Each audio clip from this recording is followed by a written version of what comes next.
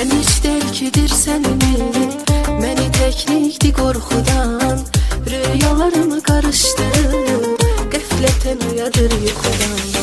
Bu evdə tənhalıq var, bu evdə yalnızlıq var.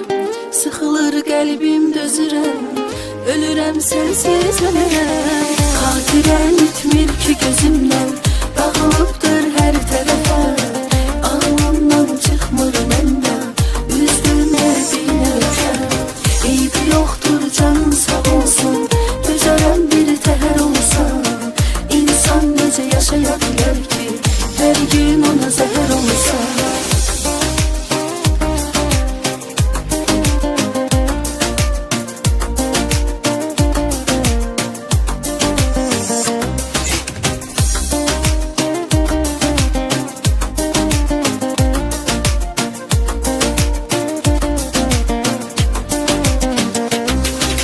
Sensiz həyatın mənası yox, nəfəs almaq da çətin. Belə getsə məni öldürəcək, gün-gündən əsrətin. Görsən məni tanımarsan, mən əvvəlki mən deyiləm. Mühtacım bir səsinə, anlamı yox zənginəm. Bu evdə tənhalıq var, bu evdə yalnızlıq var.